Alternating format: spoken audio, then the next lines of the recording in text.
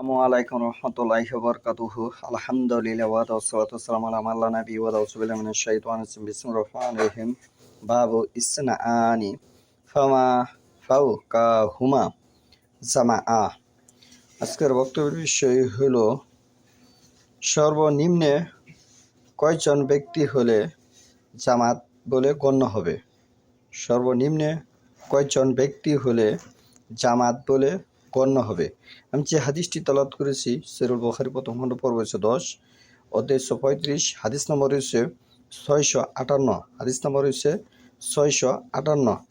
আন আবি কিলাবা আন মালিক ইবনু উল ওয়াইরিস আনিন নবী সাল্লাল্লাহু আলাইহি ওয়াসাল্লাম কালা ইসা হাসারাত সালাতু ফাআযান ফাইকামা সুম্মা লিয়াহ উম্মা কুমা আকবারু কুমা।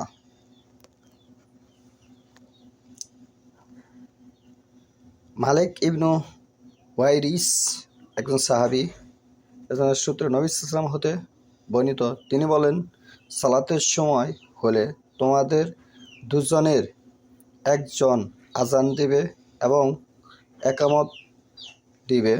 অতঃপর তোমাদের মধ্যে যে বয়সে অধিক বড় সে ইমামতি করবে। এখানে আকবারু শব্দ বোঝানো হয় বড়র জন্য, কুমা হয়েছে দ্বিবচন বোঝানো হয়। আরবিতে কা হয়েছে একবচন, কুমা হয়েছে দ্বিবচন, কুম হয়েছে বহুবচন। এখানে কুমা ব্যবহার হয়েছে, এখানে দুইজন ব্যক্তিকে উল্লেখ করে হাদিসে বোঝানো হয়েছে দুজনের মধ্যে যে বড় থাকবে সে ইমামতি করবে। এখানে আল্লাহ রাসূল হয়তো বলতে পারতেন যে কোরআন হাদিস সম্পর্কে যে বেশি জানে সে ইমামতি করবে, একথা কিন্তু এখানে এই হাদিস দ্বারা বোঝা যাচ্ছে না। এখানে সে বলেছে যে বয়সে বড় সে ইমামতি করবে। এই বয়সে বড় যে ইমামতি করবে এই পরিপ্রেক্ষিতে সহিহুল বুখারীর প্রথম খণ্ডে আরও হাদিস আছে, আরও অসংখ্য হাদিস আছে বয়সে বড় ব্যক্তি ইমামতি করবে। ওয়াইরিস সাহাবী নবী সাল্লাম থেকে বর্ণিত, কালা নবী সাল্লাম বলেন, ইজা যখন হাসারা সালাতের সময় হবে, হাসারের সময় সালাতের সময় হবে, ফা আযানা একজন আজান দিবে। তোমার মধ্যে কী করবে? একজন আজান দিবে। বা ইকামা একজন ইকামত দিবে। লিয়া উম্মা কুমা তোমাদের মধ্যে দুজনের মধ্যে যে আকবারু বড়, কুমা তোমাদের মধ্যে যে বড় সে ইমামতি করবে। তাহলে এই হাদিস থেকে স্পষ্ট বোঝা গেল যে বয়সে বড় সে ইমামতি করতে পারবে।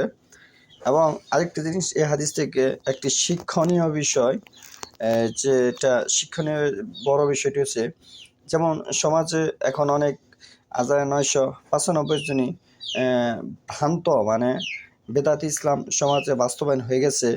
এই খাতিরে আপনি যদি আপনার স্ত্রী নিয়ে যদি আপনি পঙ্খানুপুঙ্খানু অনুসরণ করেন, আপনার স্ত্রী নিয়ে যদি আপনি ঘরে সালাত আদায় করেন, তাতে ওই বেদাতি সালাতের চেয়ে আপনার সালাতটা গ্রহণীয় হবে আল্লাহর কাছে।